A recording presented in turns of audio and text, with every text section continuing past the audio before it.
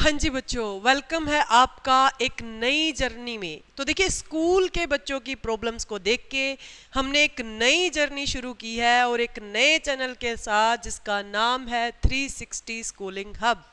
तो साइंस के साथ में हम शुरुआत करेंगे, साइंस का सिलेबस डिस्कस करेंगे 2026 का।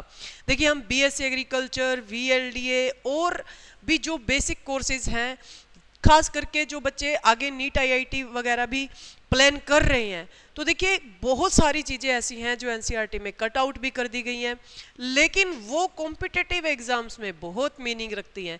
तो आज जो हम फेस कर रहे हैं, जब बच्चा कॉम्पिटिटिव एग्जाम की प्रिपरेशन करने हमारे पास में आता है, तो जो हम चीज़ फेस कर रहे हैं वो चीज़ है कि बच्चों के बेसिक्स बहुत ज़्यादा वीक होते हैं। तो इस चैनल पर आपको जो प्रिपरेशन करवाई जाएगी वो आपके 10th के मार्क्स तो बूस्ट करेगी, साथ ही साथ 10th के बाद में आप जिस भी स्ट्रीम में जाओगे आपको वहां पे भी बहुत ज़्यादा हेल्प करेगी। इवन आफ्टर 10th, जैसे CCSHU बीएससी एग्रीकल्चर का एग्ज़ाम लेती है, जितने भी स्टेट है, जैसे कि पंजाब है तो पंजाब के लिए पंजाब एग्रीकल्चर यूनिवर्सिटी है, बिहार के लिए BHU है। तो सभी के सभी जो बच्चे एग्रीकल्चर फील्ड में जाना चाहते हैं या किसी और फील्ड में जाना चाहते हैं जो साइंस से जुड़ा हुआ है, वहाँ भी ये क्लासेस आपको हेल्प करेंगी, चाहे वो नीट हो चाहे वो आईआईटी हो। तो उसके बेसिक्स जो हैं वो हम यहाँ पे कवर करेंगे, साथ के साथ आपके 10th के मार्क्स तो चार चांद लगेंगे ही। ठीक है, तो चलेंगे सीबीएसई के एग्जाम पैटर्न को हम देखते हैं कि किस चैप्टर में से कितना कुछ आता है, कौन सा पार्ट जो है वो डिलीट किया गया है, वो सारी की सारी बातें आप यहाँ पे देखेंगे। तो देखिएगा, सबसे पहले तो चैनल को सब्सक्राइब कर लो और टेलीग्राम चैनल का लिंक जो है वो डिस्क्रिप्शन में दे रखा है, वो ज्वाइन कर लेना। पीपीटीज वगैरह आपको वहीं पे मिला करेंगी। ठीक है, तो इस वजह से स्टार्ट करते हैं नाम लेके जय सरस्वती माँ का। चलिएगा, अब ये 3 आवर्स का आपको पता है कि एग्जाम रहता है और 80 मार्क्स का जो है वो एग्जाम आपको लिखना होता है। तो chemical substance, nature and behaviour, ये आपका फर्स्ट चैप्टर जो है वो होता है केमिस्ट्री का। ठीक है, chemical substance, nature and behaviour, ये मैंने यूनिट वाइज लिया है, समझ में आई इतनी बात, यूनिट वाइज। ठीक है, chemical substance, nature and behaviour, ये फर्स्ट यूनिट है आपकी और कितने मार्क्स की है, 25 मार्क्स का ये आपका आता है। ठीक है, उसके बाद में वर्ल्ड ऑफ लिविंग, ठीक है, ये बायोलॉजी का कंसेप्ट है 25, ये आपकी सेकंड यूनिट जो है वो एनसीईआरटी मानती है। उसके बाद में ये फिजिक्स का चैप्टर है नेचुरल फिनोमिना, ये आपकी थर्ड यूनिट है जो 12 मार्क्स की आपके पेपर में आती है। इफेक्ट्स ऑफ करंट, ये फोर्थ यूनिट है, फिजिक्स का ही पार्ट है जो 13 मार्क्स का आता है। मैं आपको चैप्टर वाइज भी बताऊंगी, टेंशन मत लीजिए। नेचुरल रिसोर्सेज, ये 5 मार्क्स का इसका आपका एग्जाम आता है और ये फिजिक्स का ही पार्ट है। अब ये टोटल जो हो गया ये हो गया आपका 80 मार्क्स का। इंटरनल असेसमेंट आपकी टीचर्स के हाथ में होती है जो 20 मार्क्स की जाती है। ग्रैंड टोटल जो हो गया वो हो गया 100। ठीक है जी, तो इंटरनल असेसमेंट तो है जी टीचर्स के हाथ, इसीलिए टीचर्स के साथ में भी बना के रखनी है, तो मैं आपको पहले ये बात बोल देती हूँ। ठीक है, तो चलिएगा नेक्स्ट देखते हैं हम लोग यूनिट फर्स्ट को आपा थोड़ा सा डिस्क्राइब करते हैं। तो यूनिट 1 जो है वो हमारी chemical substances, nature and behaviour, chemical reaction and equation, chemical reaction, chemical equation, balanced chemical equation. तो ये हमारा केमिस्ट्री का फर्स्ट चैप्टर है, कौन सा, केमिकल रिएक्शन एंड इक्वेशन का, जो आपको बहुत अच्छे से करवाया जाएगा। आपका मार्क एक भी नहीं कटने देंगे, टेंशन मत लेना। Types of chemical reaction, combination, decomposition क्या होता है, डिस्प्लेसमेंट रिएक्शन क्या होती है, डबल डिस्प्लेसमेंट रिएक्शन क्या होती है, प्रेसिपिटेशन क्या होती है, एंडोथर्मिक एक्सोथर्मिक रिएक्शन क्या होती है। जहां से हीट रिलीज होती है वो आपकी एक्सोथर्मिक रिएक्शन होती है और जहां हीट का यूज किया जा रहा है वो एंडोथर्मिक होती है। बहुत इजी, ऑक्सीडेशन एंड रिडक्शन। ठीक है, तो ये आपका चैप्टर होता है केमिकल सब्सटेंसेस का, जिसमें केमिकल रिएक्शन एंड इक्वेशन भी आप पढ़ सकते हैं एनसीईआरटी के अकॉर्डिंग। तो चलिएगा नेक्स्ट की बात करते हैं, acid, basis and salt. This is the second chapter of chemistry book. Acid and bases, definition इनकी क्या होते हैं एसिड, ठीक है, कौन सा एसिड कौन सी थिंग में होता है।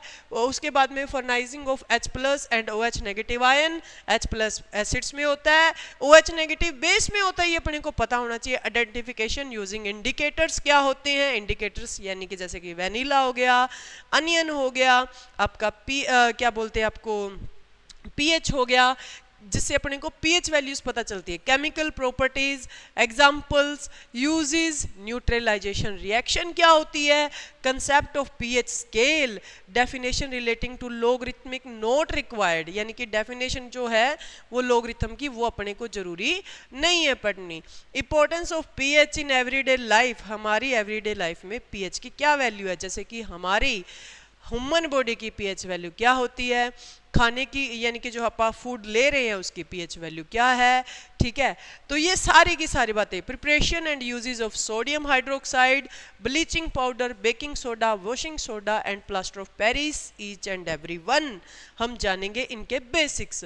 Metals and non metal, this is the third chapter, ठीक है। Properties of metal and non metals क्या होती हैं, ठीक है। रिएक्टिविटी सीरीज क्या होती है, formation and properties of ionic compounds क्या होते हैं, बेसिक मेटलर्जिकल प्रोसेस क्या होता है, कोरोजन एंड इट्स प्रिवेंशंस क्या होती हैं। ये फोर्थ चैप्टर है आपकी एनसीईआरटी की किताब में। ये वो चीजें हैं आपको जो एग्जाम के लिए रेडी करनी है। Carbon and its compound, this is the fourth chapter, और आपकी केमिस्ट्री में फोर्थ चैप्टर ही है। लास्ट टाइम 2025 में पीरियोडिक टेबल को कट कर दिया गया था, डिलीटेड चैप्टर केमिस्ट्री में कंप्लीट पीरियोडिक टेबल, और ये हमारी बड़े ही आप एक तरीके से बोल सकते हो कि दुर्भाग्य की बात है, because periodic table is more important chapter जो 10th में होना चाहिए था, जो डिलीट कर दिया गया है।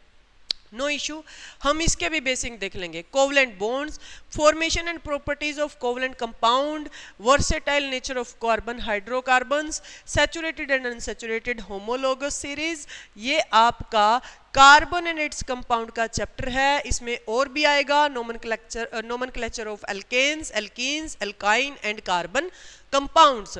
कंटेनिंग फंक्शनल ग्रुप, हेलोजेंस हो गए, एल्कोहल हो गए, कीटोन्स हो गए, एल्डिहाइड्स हो गए, इनके आपको फॉर्मूलाज पता होने चाहिए। Chemical properties of carbon compounds क्या होती है, combustion, oxidation, addition and substitution reaction, ethanol and ethanoic acid, only properties and uses, soaps and detergent, ये सारी की सारी चीजें आपको पता होनी चाहिए, ठीक है। किसमें, कार्बन एंड इट्स कंपाउंड में बच्चों।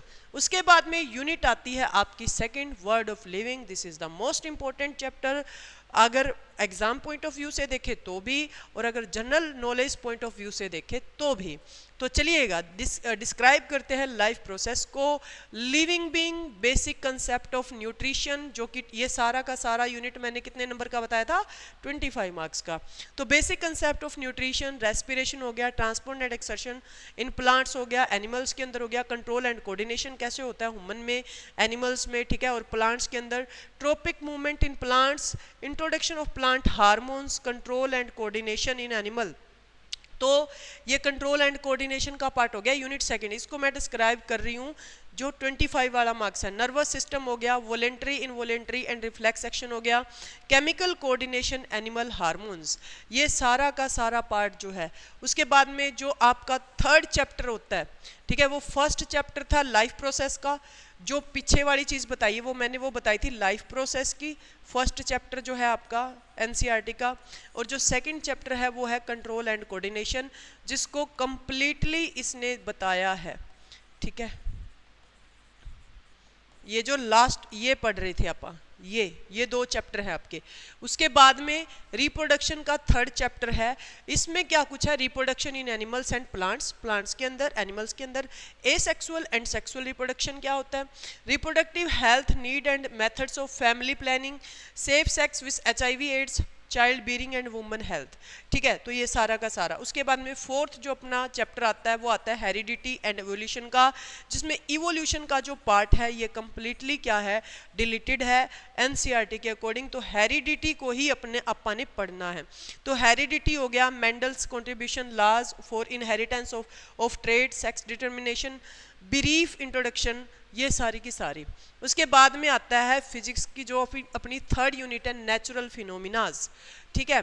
रिफ्लेक्शन के बारे में जो अपना लाइट का चैप्टर है, by curved surfaces, images formed by spherical mirrors, centre of curvature, principal axis, principal focus का अपने को पता होना चाहिए, फोकल लेंथ क्या होती है, मिरर फॉर्मूला क्या होता है, एंड लेंस फॉर्मूला भी आएगा, ठीक है। मैग्निफिकेशन, अब डेरिवेशन नॉट रिक्वायर्ड, जो इसकी मिरर फॉर्मूला है इसकी डेरिवेशन नॉट रिक्वायर्ड, इतना काम आसान कर दिया आपके लिए कि भाई आपको रिजल्ट ही याद होना चाहिए, आपको डेरिवेशन याद नहीं होनी चाहिए। बताओ, ठीक है, क्लियर है। रिफ्रैक्शन क्या होता है ये आपको पता होना चाहिए, लॉ ऑफ रिफ्रैक्शन क्या होता है, रिफ्रैक्टिव इंडेक्स क्या होता है, very important concept, refraction of light by spherical lens, image formed by spherical lens, lens formula, derivation not required, वो पहले भी मैं बता चुकी हूँ, magnification power of a lens, कि कोई भी लेंस है वो कितना मैग्नीफाई हो सकता है, जैसे कि प्लेन मिरर है उसकी मैग्निफिकेशन पावर क्या होती है, ये चीज़ें। functioning of a lens in human eye, defects of vision and their correction, application of spherical mirror and lenses, refraction of light through a prism, dispersion of light, scattering of light, application in daily life, ये all things जो हैं वो आपके exam में पूछी जाएंगी students. उसके बाद में unit fourth, effect of current, ठीक है। अब देखो इसमें जो सनराइज और सनसेट वाला, ये देखो ये लिख रखा एक्सक्लूडिंग, यानी कि एक्सक्लूड कर दिया, इंक्लूड नहीं एक्सक्लूड कर दिया किसको, सनराइज और सनसेट वाला जो आपका फिनोमिना था वो कंप्लीटली डिलीटेड कर दिया गया है इस चैप्टर में, ठीक है। अब उसके बाद में देखिएगा unit fourth, effect of current, electric current, potential difference, electric current, Ohm's law, resistance, इस चैप्टर में से कुछ भी डिलीटेड नहीं है, मैं आपको पहले ही बता रही हूँ। Resistivity, factor on which the resistance of a conductor depends, उसके बाद में सीरीज कॉम्बिनेशन ऑफ रेजिस्टर्स, ठीक है, parallel combination of resistors, very very important है, पेपर में एक आता ही आता है, and its application in daily life, heating effect of electric current is also a very important concept and its application in daily life, electric power, ठीक है, interrelation between P V I and R, बहुत important concept है। उसके बाद में next chapter अपना magnetic effect of electric current, magnetic field हो गया, फील्ड लाइंस होगी, field due to a current carrying conductor हो गया, field due to current carrying coil और सोलेनोइड हो गया, force on current carrying conductor, Fleming left hand rule, ये deleted है इसके अंदर, ठीक है। Direct current, alternating current, frequency of AC, advantage of AC over DC, domestic electric circuit. तो ये जो आपके चैप्टर्स हैं वो किसके हैं, अपने magnetic effect of electric current के, किसके हैं बच्चों, magnetic effect of electric current के। अब इसके अंदर डिलीटेड क्या क्या है वो मैं लिख देती हूँ इधर, वो मैं लिख देती हूँ, डिलीटेड पार्ट वैसे मैंने लिख नहीं रखा इधर, लेकिन जो डिलीटेड है वो मैं लिख देती हूँ। इलेक्ट्रोमैग्नेटिक इंडक्शन का पार्ट जो है वो डिलीट कर दिया गया, ये नोट कर लीजिएगा आप लोग, इलेक्ट्रोमैग्नेटिक इंडक्शन का part. Fleming right hand rule, देखिए लेफ्ट हैंड रूल है लेकिन डिलीट क्या कर दिया गया, फ्लेमिंग राइट हैंड रूल को क्या कर दिया गया, डिलीट कर दिया गया। उसके बाद में इलेक्ट्रिक जनरेटर को डिलीट कर दिया गया, किसी टाइम पे ये बहुत इंपॉर्टेंट पॉइंट हुआ करता था, कंसेप्ट हुआ करता था, और ये पेपर में यहाँ से क्वेश्चन भी आता था, लेकिन फिलहाल इसको क्या कर दिया गया, डिलीट कर दिया गया। इलेक्ट्रिक मोटर, या तो पेपर में इलेक्ट्रिक मोटर पूछी जाती थी या इलेक्ट्रिक जनरेटर पूछा जाता था, लेकिन अभी तो इनका रोड़ा ही खत्म कर दिया। चलिएगा, उसके बाद में नेचुरल रिसोर्सेज से क्वेश्चन आता है। नेचुरल रिसोर्सेज में 5 नंबर का ये पॉइंट मतलब कंसेप्ट है आपका, ओवर इन्वायरमेंट इकोसिस्टम, बहुत इजी चैप्टर है ये, 5 नंबर फ्री वाले। इन्वायरमेंटल प्रॉब्लम, ओजोन डिप्लेशन, यानी कि ओजोन लेयर आपको पता है कि एटमॉस्फेयर में पाई जाती है, ठीक है, एटमॉस्फेयर में ओजोन लेयर प्रेजेंट रहती है, ओजोन लेयर का डिप्लीशन हो रहा है, ठीक है, क्योंकि CFC गैस जो है वो बहुत ज़्यादा उसको इफेक्ट कर रही है, तो ये सारी बातें हम पढ़ेंगे। वेस्ट प्रोडक्शन क्या है, their solution, biodegradable and non biodegradable substances हो गए। अब यहाँ पर टीचर के लिए नोट्स है, ये टीचर के लिए ही है, इसको रहने दो, आप इसको छोड़ दीजिएगा। तो ये सारी की सारी चीज़ें जो है पेपर में आएंगी, जो डिलीटेड पार्ट था वो मैंने आपको इसका बता दिया। क्लियर, तो ये सिलेबस है, ऑल द बेस्ट, हम मिलके बहुत बेस्ट करेंगे और एक बहुत अच्छी रैंक हमारी आएगी। 2026 के मतलब कि 2027 में जो अपने एग्ज़ाम होंगे, 2026 और 27 का जो सेशन है वो आपका बहुत बेस्ट जाएगा, आपकी एकेडमिक रिपोर्ट अच्छी बनेगी। और दूसरा आपका कॉम्पिटिटिव, अगर आप कंपटीशन फाइट करना चाहते हैं, और आपको बताएंगे भी कि 10th के बाद में आपको कौन सी स्ट्रीम लेनी चाहिए, 10th के बाद में आपको कौन से एग्ज़ाम दे सकते हो, कौन सी स्ट्रीम अच्छी है, तो वो सारी चीज़ें आप बात करेंगे। तो इस वजह से चैनल को सब्सक्राइब कर लीजिए, जितना हो सके शेयर कीजिएगा, क्योंकि आपकी सपोर्ट हमारे लिए बहुत मैटर करती है। Thank you so much to all of you.